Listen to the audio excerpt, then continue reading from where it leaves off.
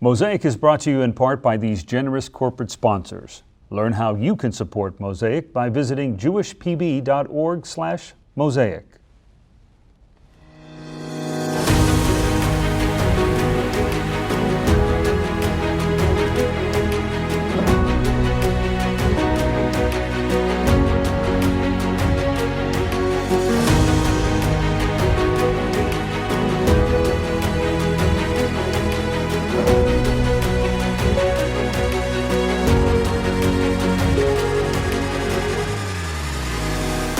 Welcome to Mosaic. I'm your host, Susan Schulman-Pertnoy. Mosaic is Jewish Federation of Palm Beach County's weekly news magazine, exploring the most critical issues facing Jews here and around the world. And in this season, we'll be exploring those issues via Zoom as all of us cope with the effects of the pandemic. Earlier this year, we commemorated International Holocaust Remembrance Day, which is the 76th anniversary of the liberation of Auschwitz-Birkenau. In this episode of Mosaic, we look at the art that remembers and honors the past, while also celebrating those who rose from the ashes to create a beautiful future. We'll be right back.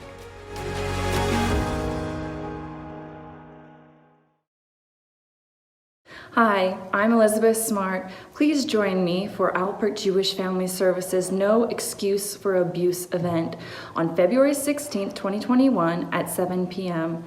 This is all about prevention of domestic abuse. Domestic abuse is horrific and there are so many people that suffer from it. It is cyclical, it keeps going, and this is our chance to try to put an end to it. So please come out and join and support us. Thank you.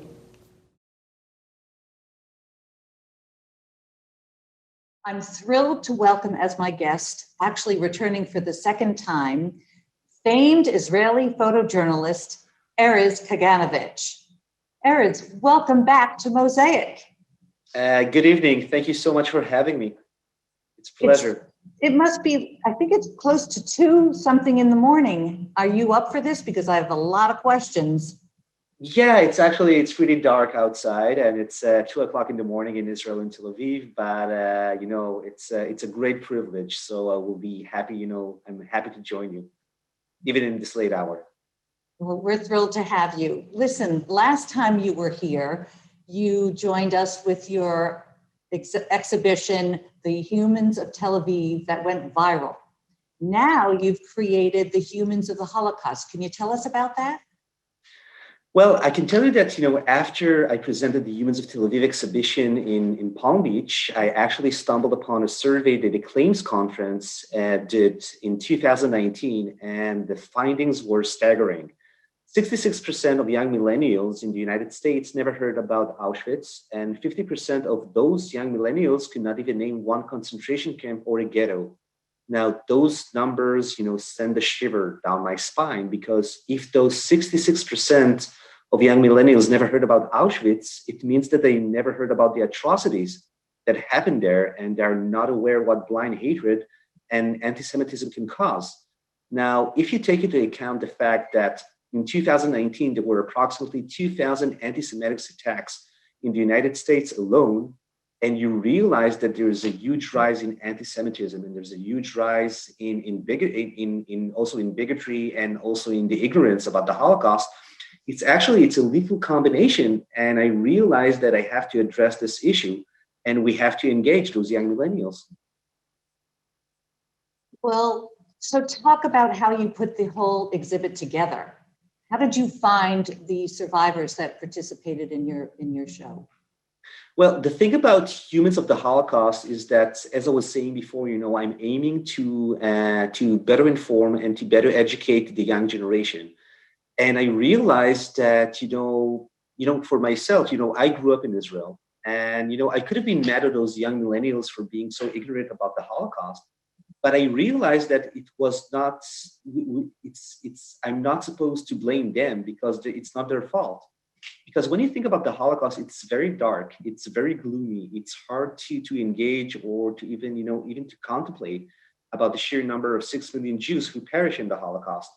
So I realized that we have to change the way that we actually be addressing this issue, because when you think about it, I'm Jewish and I grew up in Israel, and my grandfather was a Holocaust survivor. And when I was their age, I didn't want to have any connection whatsoever to the Holocaust. So I realized that we have to change the way that we are actually conveying the message and the way that we are telling the story about the Holocaust.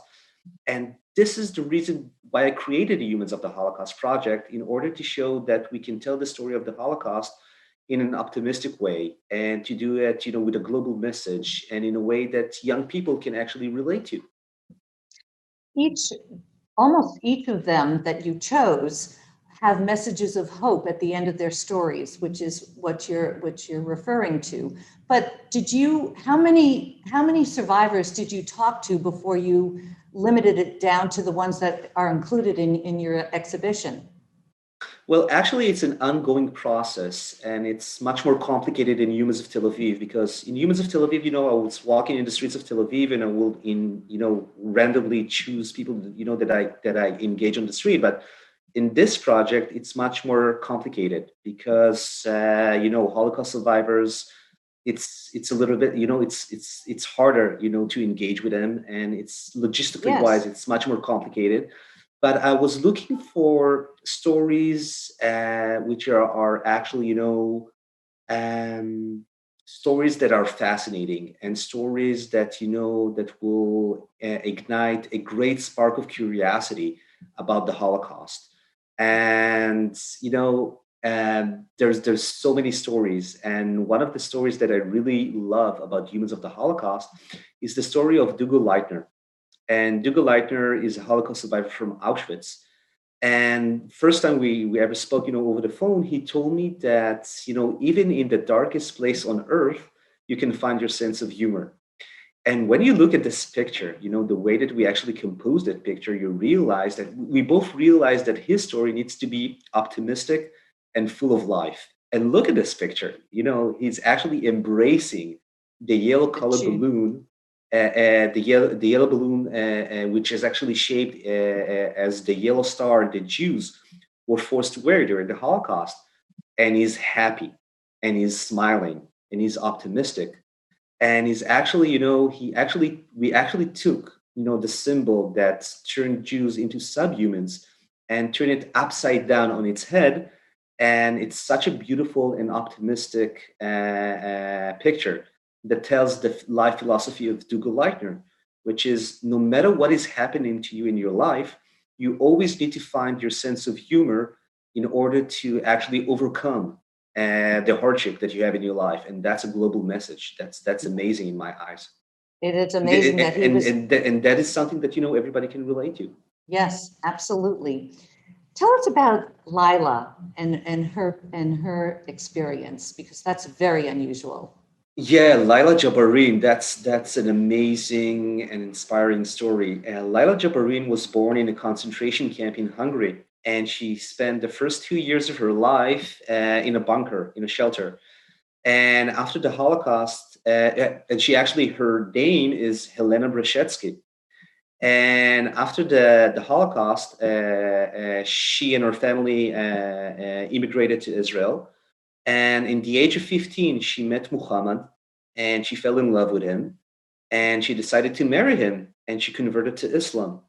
And today she's the matriarch of this Muslim Palestinian clan, and she's living in Al-Fahim, which is a big Arab city in Israel.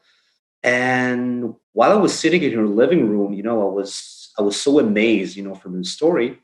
She told me that when she was a kid, people were trying to kill her because she was Jewish. And today there are people who would like to kill her because she's a Muslim. And she spoke with a great alarm about what happened, in the last few years, about the rise in anti-Semitism and about the rise in Islamophobia. And we spoke about what happened in the Tree of Life synagogue in Pittsburgh, the massacre that happened there. And we spoke about what happened in Christchurch in New Zealand, the massacre that happened over there. And she told me that for her, the same people that pulled the trigger pulled it from the same motivation of blind hatred, and for minorities and for different groups in society. And she told me that she decided to tell her story, to share her story, in order to show that even compassion and even, coexistence like she actually has in her life is also a possibility. And, that's amazing. That's such a powerful story, but she lives in this faraway Arab village. How in the world did you find her? Well, the fact is that I remember that in 2012 or 2013, there was a big story on Israel TV on the news about a Holocaust survivor who converted to Islam and is actually living in al-Fahim. And, I remember that story. And when I decided to create the Humans of the Holocaust project, I said, well, I have to go to Fahim, and I have to get her story, and I have to get her picture. And actually, last year, her story and Humans of the Holocaust was actually portrayed in an article on the Washington Post.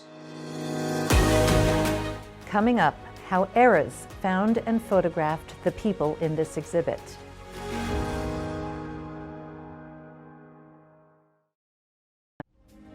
Join adults in the Palm Beaches who are finding meaning behind the texts at the root of Judaism.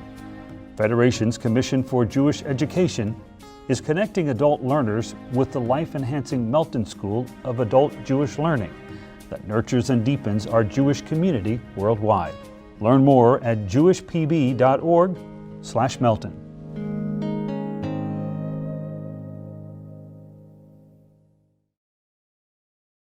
Ava's story is interesting too, because she's filled with forgiveness for what happened to her and all the atrocities, even Mengele. She forgives Dr. Mengele. Talk about her. Well, Eva Kor Moses, she was an advocate for forgiveness. And as you mentioned, she decided to forgive Mengele and the Nazis. And she was one of the 3,000 Mengele twins who suffered inhumane medical experiments in Auschwitz. And a few years ago, she decided to forgive the Nazis and for all the atrocities that she actually experienced. Now, she said that for a Holocaust survivor, when you actually, it's a great burden to carry all over your life, all the bad memories and all the atrocities. But when you forgive the people that actually did this for you, you have the ability to continue with your life. Now, the thing is that in 2018, Eva went to Los Angeles and she gave an interview to BuzzFeed about her forgiveness philosophy. And she managed to go viral. And when I say viral, it means that she reached hundreds of millions of people across the world. And now, you can agree or you can disagree with Eva about her philosophy, about her forgiveness philosophy, but you cannot take away from her the fact that she ignites such an amazing spark about the Holocaust. And she managed that, people from all around the world will start to speak about the Holocaust. And this is exactly what we need to do. And this is exactly what I'm aiming for in Humans of the Holocaust, to ignite that spark of curiosity. So people, later on will do their own research, and people will go on and will try to find out what happened in the Holocaust, and will learn the lessons that we should all learn from the Holocaust. Because, if we don't learn from history, it might, repeat itself. You have teaching tools, and you've made this available for young children, middle-aged schools, all the way up through college and postgraduate. Talk about why you decided to do all these different levels of teaching abilities. Because I think that the bottom line, we have to get outside of our comfort zone, and we need to reach out to people who are not only at the Jewish community. If we want to fight anti-Semitism, and if we want to actually, to better inform and to better educate people about what happened in the Holocaust. And as I told you in the beginning, the survey that showed that 66% of young millennials, of the young generation, never heard about Auschwitz, that's alarming. Now, if we won't find a way to better engage and to better inform, and if we won't convey the story of the Holocaust in a fascinating and interesting way, I can assure you that those 66% will go up to be, like 80%, 85%, 90%. And we don't want to go there.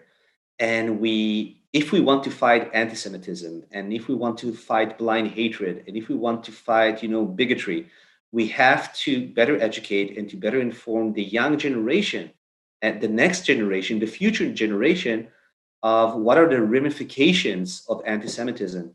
And we have to do it, today. And not only and it's not only for the International Memorial Day of the Holocaust. It's supposed to be, all year long. The photograph behind you, 157622, actually speaks to this because this is a multi-generational photograph. Do you want to explain about this one? Yeah, of course. This picture actually was one of the first pictures that I posted about the Holocaust on Humans of Tel Aviv. And I posted on the International Memorial Day of the Holocaust a few years ago, and it went viral. And I got a lot of messages from the Arab and Muslim world, from people who told me, listen, this is the first time we ever heard about the Holocaust. And this is the first time we realized why the state of Israel was even established. And I was really moved because I realized that I have the ability to reach people and to teach them and to educate them about the Holocaust. And it's amazing how you can actually, with a good frame and a good picture and a good story, have the ability to actually to convey a message. Well, And in this really picture, go ahead. Yeah, I sorry. just wanted to say this resonated with me because it was so powerful. It's a story about a grandfather and his grandson who decided that he wanted to tattoo the grandfather's number on his arm and tell. Exactly. This is the arms of Yosef Diamond grandkids. And you can see the serial number, the tattoo of the Auschwitz number. And near the number, if you take a closer examination, you will see a tiny diamond, because the last name of the family was Diamond. And in German, Diamond means diamond. And the thing is that Eric, the grandson, before even, going and doing the tattoo of his Auschwitz number of his grandfather, asked his grandfather, what does he think about, the way that he wants to, to commemorate his memory. And Yosef was, contemplating, and he wasn't sure if that's the right way to commemorate his memory and the memory of the Holocaust. But he asked Eric, when your son and your grandson will see this tattoo, will you tell them about me?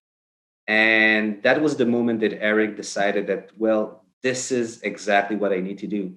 And he managed to convince all of his, other parts of the family, grandsons, to actually take part in this commemoration, and that's amazing.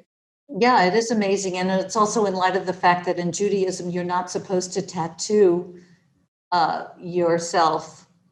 And in spite of that, the grandfather realized that his memory would go on forever because his grandson would tell his grandchild about him as well. It's just such a beautiful sentiment. Actually, when you think about it, I'm thinking about it right now, it's exactly what we're doing in Passover when we're telling the Haggadah. And we're telling the story, of the Exodus from Egypt, for one generation to another generation. And this is exactly what we need to do with the remembrance of the Holocaust. And we need to tell the story so people will actually, will learn its lessons. And in ways that are very meaningful and personal to each person that's hearing it. Exactly. Coming up, why the Palm Beach County School District is using Erez's art to teach students about the Holocaust.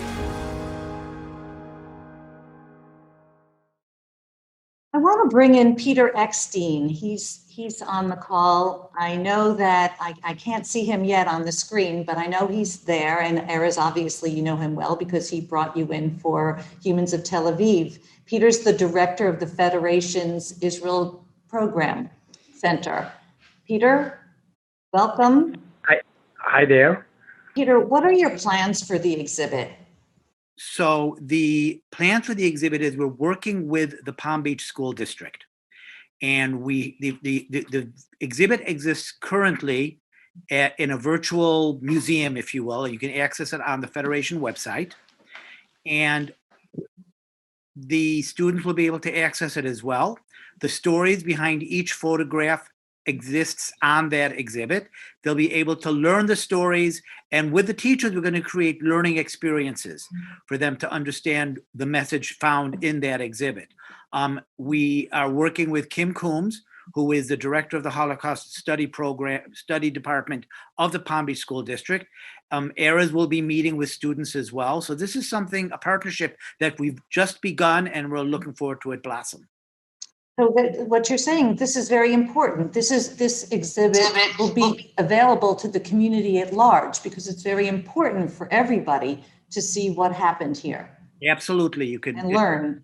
Yes, in the there is a link that everyone will be able to have access to, and they'll be able to access the exhibit themselves individually and wander through it on their own. You said before that it's important to teach the Holocaust in a more creative and different way. Why did you say that? Why do you feel that way?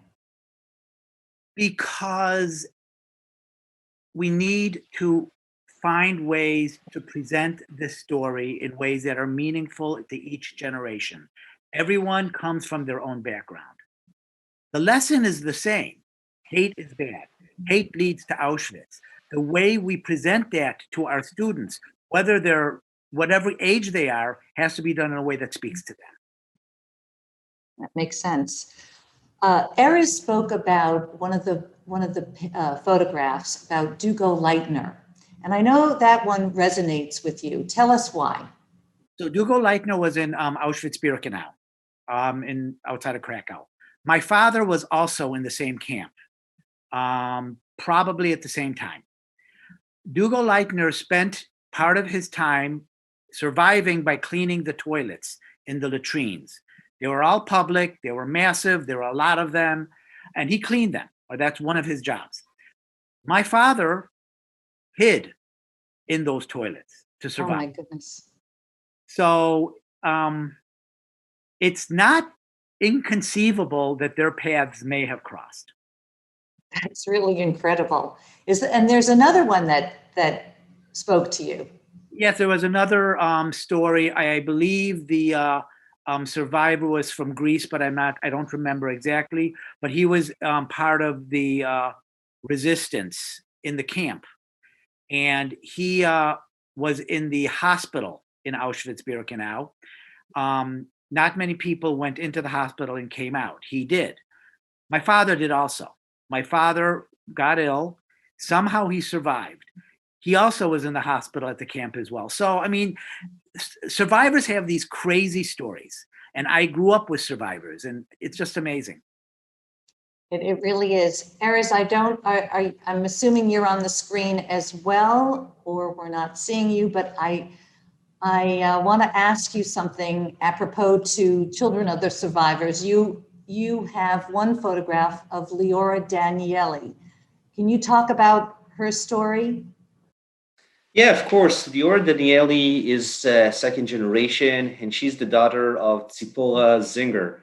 And while I was taking the story of Tzipora, Leora was there at her house. And while we were, talking about, the experience about humans of the Holocaust and about the story of Tzipora, her mother, she started to speak about her feelings about, being second generation. And she spoke about, about the importance of bread in her family. And we managed to find, the old bread basket, that they used to use 50 years ago in their house. And, one thing led to another. And I managed to convince Leora to take the picture with the bread and to speak about her experience as second generation. And it was such an amazing experience because one thing led to another, and I didn't plan that. But that's the great thing about about this project. One story just lead to another story, and it's fascinating. It was also to me a very powerful story about how, as a child of Holocaust survivors, her home was very sad. Her parents the way she described it, almost felt guilty that they were alive because she never could play with, they took dolls away from her. They had candy in the house, but they wanted to give it to children that are less fortunate than her. And she said there was always sadness, whether they had the holidays, there was birthdays, everything was sad. There was no happiness in her family growing up. And I really believe that that's because the survivors, her parents, were so traumatized and maybe felt guilty about the fact that they survived, that they couldn't allow themselves to be happy because their relatives had all perished. And I want to bring that question to Peter, because Peter is also a child of Holocaust survivors, and I don't know if it was similar in your house or what was it like? So I was in a different type of situation. And in a sense, you could say I was sort of fortunate in a weird way because my parents told me what happened. When I was old enough to ask, they told me based on the question. And then if I asked more questions, they would give me more answers. I grew up in it seemed to be that many of my parents' friends were Holocaust survivors. So I had a circle of friends, and we grew up hearing the stories. I knew that there were those who didn't hear stories, very similar to Leora's situation. It's not uncommon. My situation was different. So Erez, you know what, we're talking about this, and it's so interesting that we can all pick out something that resonates with each other about from our own unique perspective of what these photographs mean. It's really it's a very powerful exhibition. You should be very proud of yourself, Erez. Thank you so much. It's this is exactly what I was aiming for in this exhibition, that it will have a global message, and that every person, you don't have to be Jewish, you don't have to, to have any connection to the Holocaust before you even saw the exhibition. But there's something, there is something in the exhibition that everybody can relate to. And, in my eyes, that's the thing that we need to do in Holocaust education, in order to, to spread the word, and in order to engage with different groups and, different and to engage with a lot of people, because we can't stay with the message only in the Jewish community. We have to spread out. And in my eyes, the humans of the Holocaust should be a traveling exhibition, and it should be presented not only at Jewish venues, but also, in churches and mosques and campuses and any place who would like to show them, because this is something that the whole humanity and everybody, should learn from. Yes, bringing light out of darkness. I want Exactly. to thank you so much for joining us, both of you, and continue the work that you do. Thank you. Thanks a lot.